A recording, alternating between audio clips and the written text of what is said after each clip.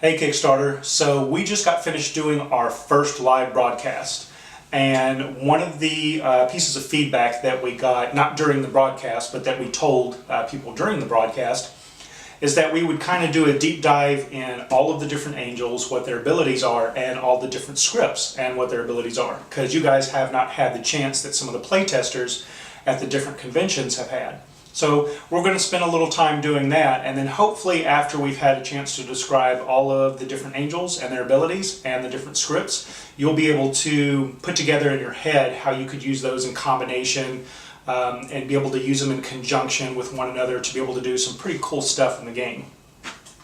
So the first angel that I have here, we're going to start with the top and work down. Both of the factions have a leader, and they're worth the most amount of points. They're worth 10 points. So their advantage is they have an attack orientation compass that is the infinity symbol, which is going to beat any of the other elements, fire, earth, water. Their disadvantage is as long as they're on the board, your power meter can only charge up to a maximum of 4. And so that's to kind of keep people to deter from using their leaders as a goalie. Definitely a strategy you can use if you want to, but you'll never be able to get your power meter past 4. In addition, the movement value of each leader is only 1. So although they're powerful and they're worth the most amount of points, it takes a long time to march them across the board unless you use them in conjunction with some angelic scripts. Alright, the next card. This is a rank 9. This is Ariel. So there's one rank 9 in each faction. For this one, this is the special ability is scoring while this angel is active does not deplete your power. This is an awesome card. One thing you'll notice while playing the game that managing your power is key to winning. So that poses a good question here for you. It's a rank 9. It has a maximum movement allowance of 2. So normal movement, high in value, but the ability is one of those abilities that stay active on the board while this is actually on the board. So do you want to score with 9 points, or would you rather tuck this one away down here, put a pillar on it, and sort of save it, and just keep scoring with other ones so that you can always have your power pool maxed out at 5? Never have to reset your power meter. Exactly. Great card. And that's one of the things that you'll notice about Kingdom is that the angels that have the best abilities are always worth the most points. And then as you get down to the lower ranked, lower point value angels, they're the ones that, they have a pretty cool ability, but it's not as good as some of the higher ranking angels, which gives you a decision that you have to make constantly during gameplay. Do I want to keep this particular angel with this awesome ability on the board so that I have a board advantage, or do I want to go ahead and score with him? Because the longer I keep him out on the board, the greater the chance is that he could be destroyed. Mm-hmm. So, the next one, I'm not even going to try to pronounce the angel names because some of them are tongue twisters for me. The next one is a rank 8. So he's worth 8 points. He has a movement value of 2. His special ability is angelic script cards cost you 1 less power to play while this angel is active. So as long as he's on the board, if you have an angelic script card that costs 3 to play, it costs you 2. If you have one that costs 2 to play, it costs you 1. And all of the script cards that you have that cost 1 are free to play. Powerful card, great ability, but also worth 8 points. And when you're at a race to 35, that's obviously something you want to do. You want to get to 35 as quick as you can. But then again, you kind of want this ability as well. And again, like the other one, there's only one of those in each faction. Yep. Same thing would go with this one that I'm about to talk about, rank 7. Barakiel. The special ability for this one is the opponent may only have 3 angels on the board while this angel is active. Opponent must remove excess and return them to their hand. So, just real quick, you're only allowed to have a maximum of 5 angels on the board per side. So this would be a way to reduce your opponent's angels down to 3.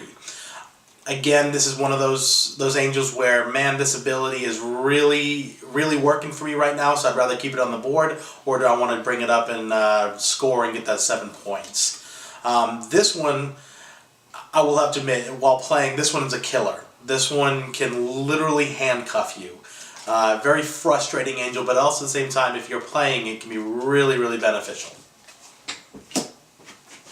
Yeah, and one of the things I like about it is those guys, the rank 10, 9, 8, and 7, I mean, that's like almost 35 points right there. Mm-hmm. But so it's like, gosh, I want to keep them on the board because they have this special ability.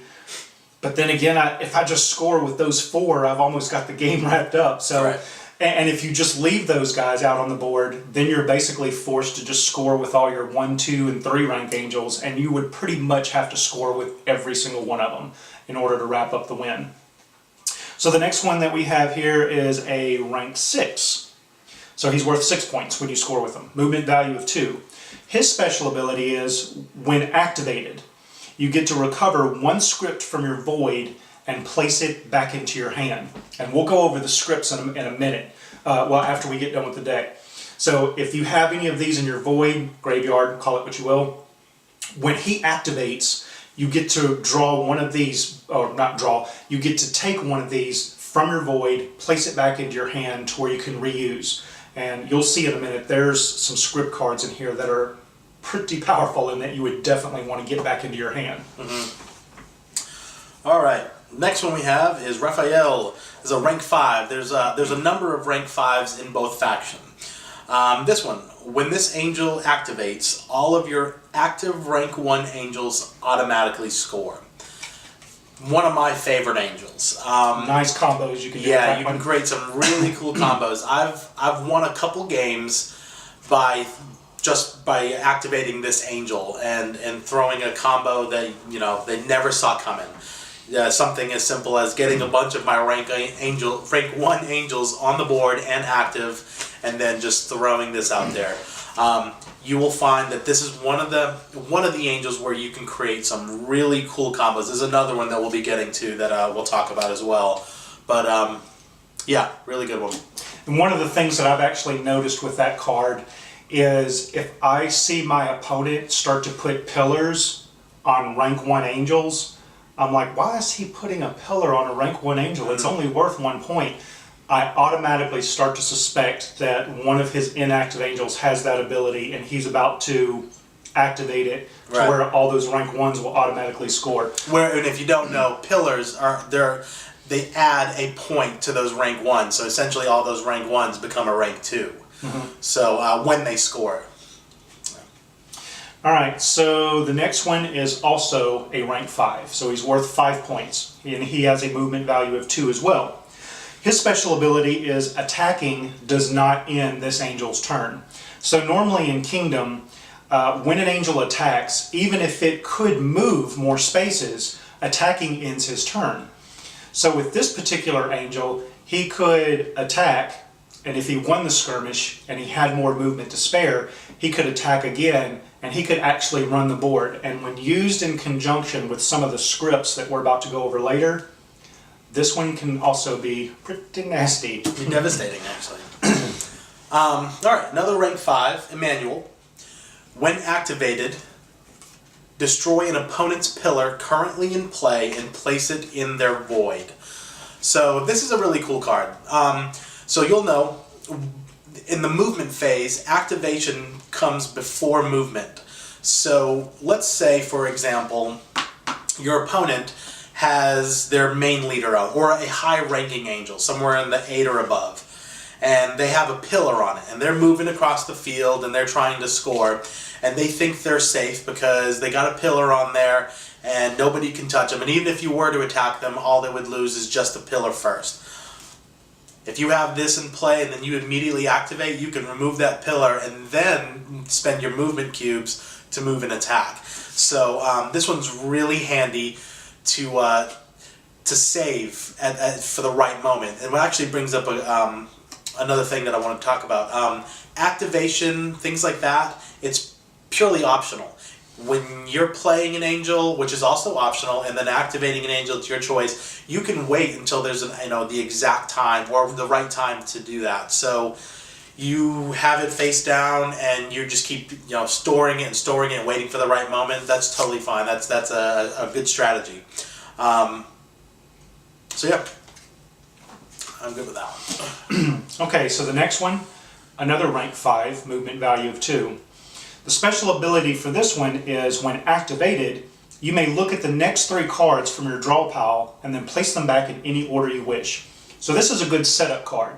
If you have a couple of cards in your hand and you're working on trying to execute a pretty good combo, but you're just lacking 1 or 2 cards, or if you have absolutely nothing in your hand, you can look at the next 3 cards that you're supposed to draw, set them in the order that you want to draw, so that you can work on a particular combo. Like, okay, I know I got this card. Okay, so if I get this one first and then this one next, then I can do this with this angel over here. So this one's pretty useful as well, and that's why he has a mediocre score of 5, because it's not the best, but it's not the worst ability either.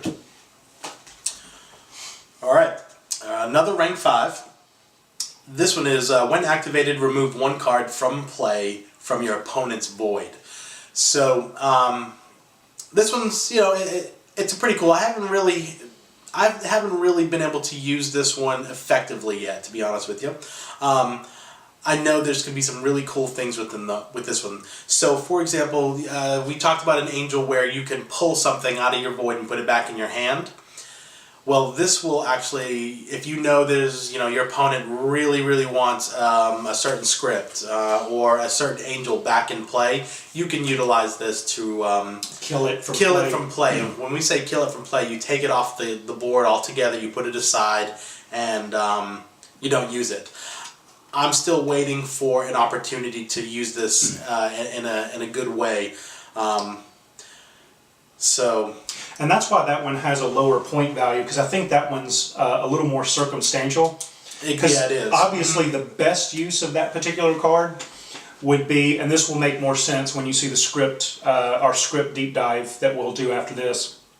The best use of that one is if you use an exile card to kill off Gabriel or Beelzebub. So you got rid of that rank 10. Right. But you know there's a script card in the deck, summon, that will allow him to summon something that's been killed out of the void. So with this card, if you killed off the leader and you activate with this one, then you can get the leader out of the void to where you don't have to worry about him being pulled back into the game. Right. And that's why that one has not a high rank, but not a low rank, because he's a little more circumstantial. Was it my turn for the next one? Yeah. Next one is also a rank 5. Last of the rank 2. 5s. Yep, last of the rank 5, and then we're actually going to start moving down to some of the smaller ones. This angel's special ability is he wins all similar element skirmishes. So if you remember from the How to Play video and from the project video, when 2 angels meet up, that's fire versus fire, water versus water, or what have you, then you look at the rank that's in the gold shield to determine who's the winner. Not so with this particular angel. When this angel pairs up with another angel that is, even if he's a higher rank, he is automatically going to win that similar element skirmish. Alright. This is Amatiel, rank 4, movement of 2. Pillars have no cost to play for you as long as this angel is active and in play. So, this one's really cool just because you can augment your angels with a pillar for nothing, for free. For free. Because all pillars cost at least, they cost 1. Yeah. They cost 1. So this will make them free. So good time to get this guy out if you have a bunch of pillars in your hand and you need to unload them and start making the angels that you have on the board awesome. Yeah, and indestructible. It doesn't cost you anything. So, and as Aaron mentioned earlier, power and power management in the game is very key. So that guy is a nice little helper if you have pillars in your hand to be able to dispatch them on units without having to incur the cost. Right. I'm just going to start from the top. Okay. On this one. So the next one is a rank 4, and it has a movement value of 2. And the special ability for this angel is when activated, so it's only going to happen when she activates. It's not a constant effect when she's on the board. When activated, gain 1 movement cube for each enemy angel that's currently active. So if your opponent has 5 active angels on the board and she activates, you're going to get 5 more movement cubes, in addition to the movement that you would have normally received at the beginning of your turn, and in addition to any other movement cubes that you might get when playing angelic scripts. So if you have a lot of angels on the board, you have 5 angels on the board that can move a maximum of 12 spaces, but you only got 5 movement cubes. Activating her at the right time can definitely help. Yeah, you can do some damage with that one. This is another rank 4, last of the rank 4s. This is Yehudaya. When activated, recover 1 pillar from your void and place it in your hand. This is one of those circumstantial type of cards where it's really only going to benefit you, assuming that you had some pillars moved to your void. So it's one of those kind of angels where you're probably going to hold off on activating until you've got some that you can pull back into your hand. Another good thing that you could do with that one, if you have them in your hand and you haven't played yet, and you have a pillar in your hand and you're in your burn phase, you can burn that pillar to get the free power. Agreed. Knowing that when you play him and activate him, you'll be able to pull that pillar right back out. So essentially, you got a free power. So learning how to use stuff, how to get the most benefit that you can out of each card is another key factor into being It's the timing of when things are played. Yeah, and timing is a big factor. Yeah, I agree. And knowing how to do everything as far as timing, like Aaron said, and using stuff in combinations, maximizing every ability on the card is going to be the key to separate the great Kingdom players from the casual Kingdom players. So the next card is a rank 3, has a movement value of 2. The special ability for this one is, if you score while this angel is active, then this angel automatically scores as well. So this is one that could that you can use to, and I've seen it done at some of the conventions before, to build nice combinations on. If you know on your next turn that you have an angel in position to score, or you're going to use an angelic script to assist one of your angels down the board to score, you can place this one on the board so that when he activates, he doesn't get in harm's way. Score with your other angel that's down the board, and then this one would automatically score as well, adding 3 more points to your score. So that one's pretty cool. Actually, just to quickly talk about this one, I won a game because I created a combo using this one. It was actually pretty interesting. If you remember us talking about the angel that says, when you activate this one, all of your rank 1s automatically score. So I remember that. I put a number of rank 1s on the board, and then I also had this one, and I activated this one. And then on the last one that I did, I activated the one that says, when this one scores, all your rank 1s automatically score. So all my rank 1s scored, and because this one was also active, and the rank 1 scored, this one automatically scored, getting me enough points to actually win the game. Totally took the person by surprise. They had no idea that was coming, because I wasn't threatening with anything large at the time. I just some rank 1s, and so element of surprise. That one worked out well for me. And it's not something that happens often. It's one of those like really sweet moves that happens once every couple dozen or so games, but when it happens, it feels pretty cool that you're able to trigger something like that. Definitely. All right, this is a rank 3. Immediately reincarnate this angel in the same space with another angel, if any, from your hand when this one is destroyed. So let's say you lose in combat. This one goes to your void. What you do is you look through your hand and you take an angel, any angel that you have, and you go ahead and put it in that angel's place. And the angel that you put there is going to automatically activate as well. So it'll be face up. So this one, this is actually a really cool angel. It's a rank 3, but in my opinion, it actually should be a little bit higher. But what I use this angel for is, let's say, this is a rank 3, like I said, so it's not worth a lot of points. You can actually move down the board and probably kind of go unnoticed. People aren't really going to go out of their way or potentially, put their angels in harm's way just to attack a rank 3. So you could move this one all the way down and then intentionally attack somebody to where you would lose, just so you can replace it with an angel from your hand that has a really high rank.